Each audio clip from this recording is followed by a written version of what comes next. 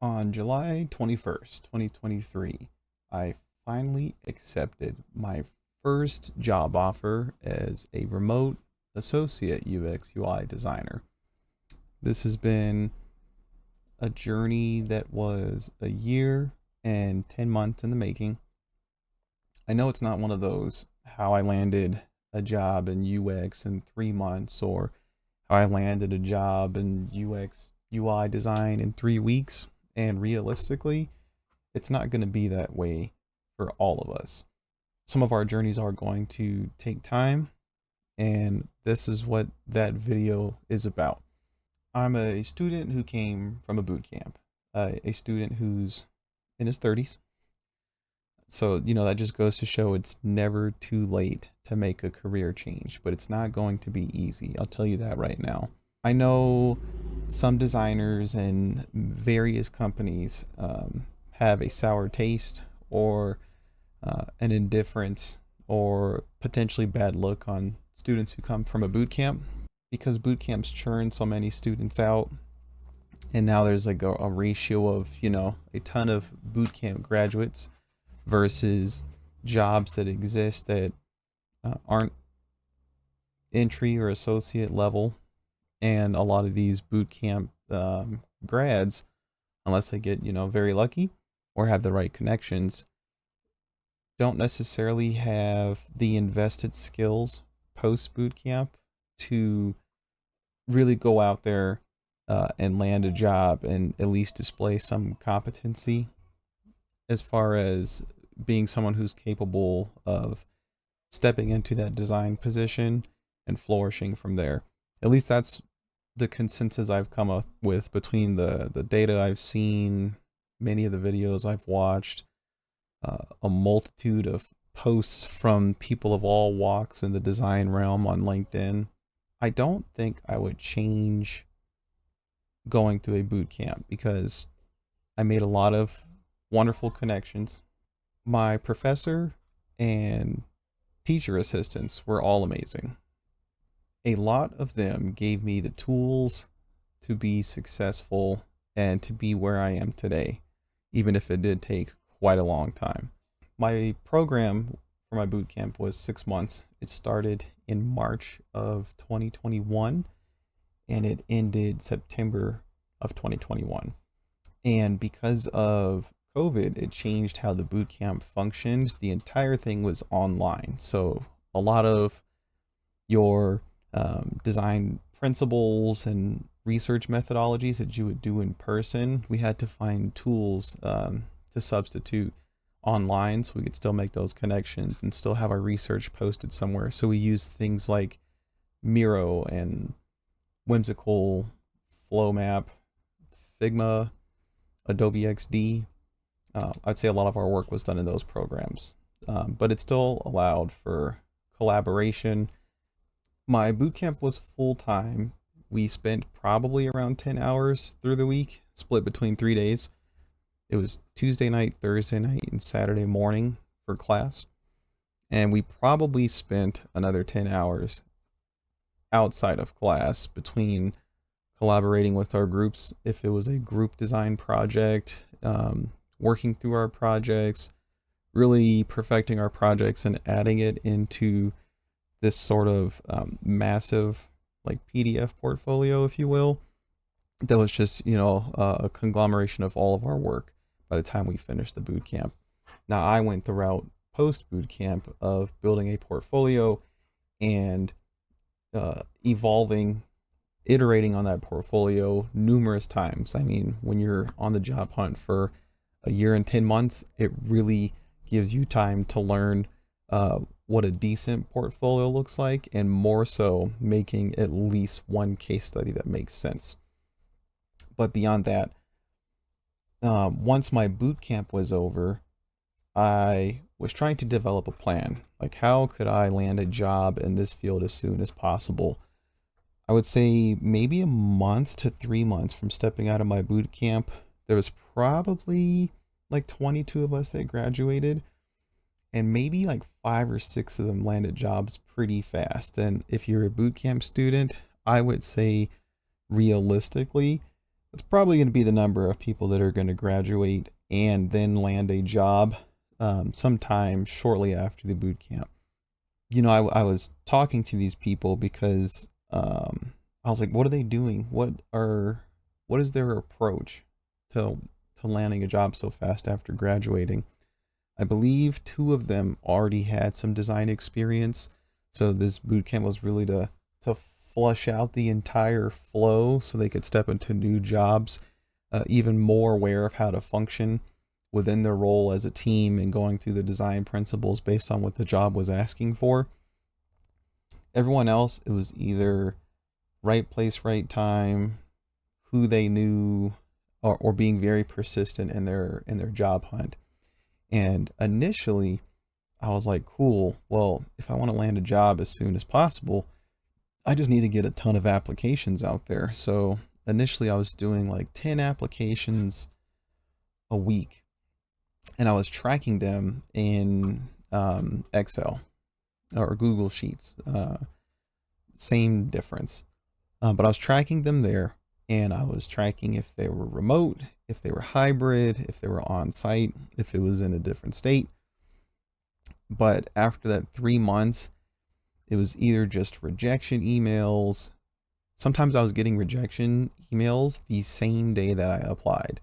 Like those wasteful, automated,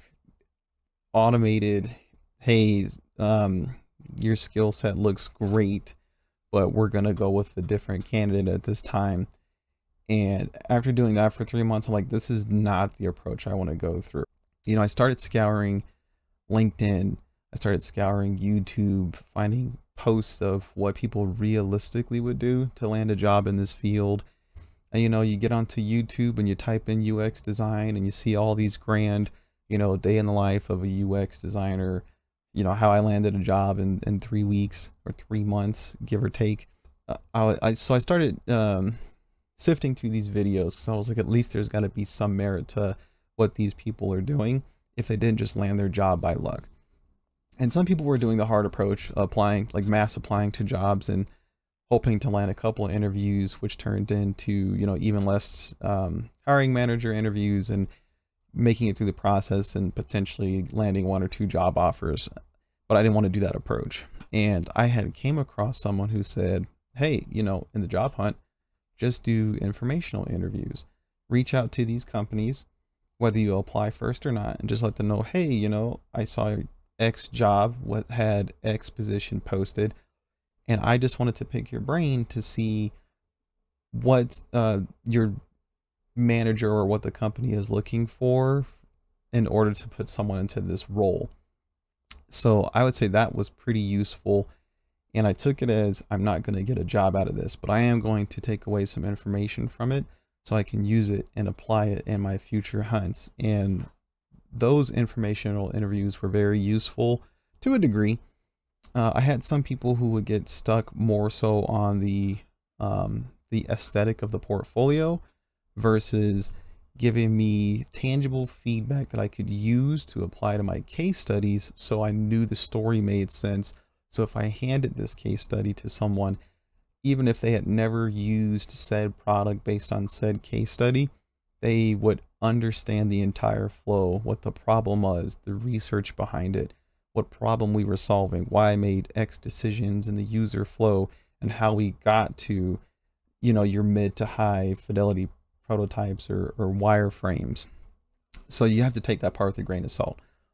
And I initially tried to code my own portfolio, but I kept running into people who were knocking the coding on it. And I was like, dude, screw it. I'm going to pay one of these sites to just make my portfolio through. And there's a number of them out there, but for all intents and purposes, I just used UXFolio. $15 a month is a lot, and it's hard to justify paying that amount of money for any service to host your portfolio, but the features did just enough for what I was looking for that I was like, you know what, I'm going to pay it in the meantime because hopefully it'll pay off in the long run. A year plus is a long run. But once I changed what I was hosting my portfolio through, I say it wasn't until this year, 2023, where I was starting to make some progress. So I started posting on LinkedIn more, mainly on other people's replies or posts or comments to posts, just relating to them like, hey, I get it. I've been in this for a year now, trying to land a job, trying to make connections, trying to make sure I'm on the right path, because the longer you get into this thing of pursuing a new career, the longer you go and not landing anything, you start to feel hopeless and you're like, what am I doing? Am I taking the right path? I'm not hearing anything back. I'm like talking to a wall. I'm talking into a well. And the only thing I'm getting back is my own voice, myself. So there'd be times I would take breaks because it can be very daunting. You're like, I've missed the mark, or I'm missing a skill set. Something's missing in my inventory and I don't know what it is. But I would say through that, I gained so much. Last year, I gained a mentor for a few months, completely based on a post I left on someone's comment to a main post on LinkedIn, just relating to them. And my mentor at the time was a product designer. They had been in the field for a few years, and they said, look, scrap anything you learned in your boot camp as far as like the work you've done. Take what you've learned and anything you've studied beyond the boot camp and create a case study that solves a problem. It could be any problem, as long as you can take it, do research behind it, apply your methodologies to the thing, and build out something finite that you can explain to someone. You're already in a much better place. So that's what I did. I initially had redone some of my bootcamp projects, but then I had favored just something completely from scratch. It was time to show what you knew. And if you didn't remember it or didn't know it, it forced you to do the research on it. And then once I had at least an initial case study that I built from the ground up, that's when I started asking for feedback on, when I was posting it on social media, some local Slack channels for people who were trying to get in the tech industry. They were both applying and hiring, and that's what I was building what I wanted my feedback on. I had once again continued posting on people's comments on LinkedIn, and this year I had landed a connection with someone who was like, hey, if you want, I can take a look at your portfolio or a case study. It's nothing tied to my job, but me and ex-associates can kind of do a coffee chat sometime over your work. We'll record the coffee chat, and then we can set up a future call to chat over what you saw in the video. And if you had questions on any of the feedback we gave based on the coffee chat we did. So I took that up because to me, this was someone who was in the field. This person reached out to me just based on a comment I left for someone else, wanting to give me feedback on how I could improve my work. And I was like, this is my chance to actually hear a team of designers disseminate my work. And should there be anything wrong, I had a video to reference now. I had some work to go off of so I could apply that critique and that feedback and further improve my case study. So I did. And through the same person, I ended up making another connection with the recruiter that they knew, and the recruiter would set up calls with me. We went over my resume. Resumes, it's a hard point because as a designer, your resume is really going to come down to your online presence. What does your portfolio look like?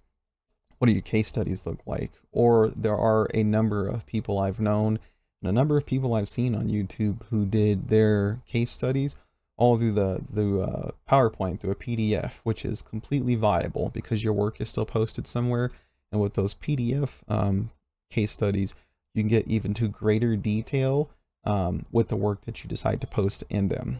So sometime after that, I had saw that a company with someone I knew who was the hiring manager had posted that, hey, we're looking for an associate UX UI designer. And I knew that everyone was going to be going after this role. So I applied knowing that, it's an associate role. They're almost never available. And I knew I really needed to make myself stand out if I wanted to even have a chance at landing this job. So I applied. I tidied up my portfolio, my case study based on that recent coffee chat feedback I had received, and I kind of just waited. I want to say the interview process itself took about a month, maybe from June to like maybe mid-June to mid-July. And I had initially received that recruiter call, you know, to kind of feel things out, see what you're about, what the position entails and what it's asking for. And shortly after that, I had a interview set up with the hiring manager. We went over a number of questions they have for the job. And that's, you know, those type of questions I could probably go over in a future video if there's any interest in it. But I had really hammered home knowing my case study front to back. You never want to just sit there and be reading off of your case study. You want to be able to speak to this thing like it was your brainchild, like you know this like the back of your hand. You could have your eyes closed, not see a single page of your website, and you know what your case study is about. And being able to talk through it, because as you talk through your case study, they want to see that how are you thinking? What's your thought process? How do you do your research? How are you applying your methods, and the methods you chose, do they make sense to your overall deliverable or deliverables? I must have done good enough, because shortly after that, I got moved on to my last interview. Every job is different. I have had one other job that I believe they had 4 interviews before the interview process was over. And this one, I believe it was 3. It was the recruiter call, it was the call with the hiring manager, and it was my last call or interview was with some senior designers. Same process. They're going to ask you a number of questions. It's all to see how you think. And this is your time to show who you are, what's different about you, and how you stand out as a designer. What is your process like? How do you think? Are you a good cultural fit? Is the company a good cultural fit for you? This is not only an interview for yourself, but it's an interview for the company as well, because it could be a design job, but it could be a bad fit. And I know some will say, you know, just take the job to get the experience, but I've been in a place before where I took the job for experience so I could get into a different position. It did not bode well, and it didn't do anything for me in the long run. And then I ended up switching careers post-COVID. But we wrapped up our interviews. Another thing to keep in mind that I'd say to do is after every interview that you have, always come with questions. Always do research on the company. A lot of times that shows that you're not just in this just to get a job. It shows that you've done your research, you've seen what the company and the product or products are about. You've meshed what they're asking for and what their message is, you know, their mission and their vision statement, and at least something within all of that clicked with you. And this is why you submitted an application in the first place. So don't go in empty-handed. Don't go in with nothing, because you will get dismissed immediately. It shows you don't care. It's not just an interview of the company to you, it's you interviewing the company as well. And if there's anything that's unclear between the company site, their social media, depending on what the product is, and anything in the job description, this is your time to get clarification on that, so you know why you're filling that role. Are you replacing someone else? Was it a new position that opened up? What is being asked for you? What is the challenges that you will experience stepping into this role? What are the challenges the team has as a whole right now? And how are you going to fulfill not only stepping in and completing that team, but what is the work you do, and how is the work you do going to affect how the team functions, the work they're doing, and how that's going to roll out to the company as a whole. That's been my journey, man. It's been, like I said, a year and 10 months. It's not been easy. I've wanted to give up so many times. I initially wasted a lot of time just mass applying in the first place, when the smart approach in hindsight would have been to make good connections. Use something like LinkedIn to reach a broader audience of people that are in this field with you. And there are a lot of good UX design related videos out there on YouTube, but don't go in it with the approach that, oh man, if I do exactly what they did, I'm going to land a job in 3 months or less, no problem. That's not realistic. That's not going to happen for all of us. But as long as you are persistent, you're putting the time in to improve your craft with however you can control that. You're taking that and applying it into your portfolio and your case studies, and you're making those meaningful connections. You will get here eventually. Hopefully not in a year and 10 months, but you've got to stick to it and you'll eventually land something there. But that's all I have for you for now. If you've made it this far, thanks for watching. I may make other UX design related content in the future. I was even thinking of, doing something that would cover how I feel 6 months from now, once I start here soon versus when I first came in. But that's all I've got for you. So thanks again. Have a good one. Peace.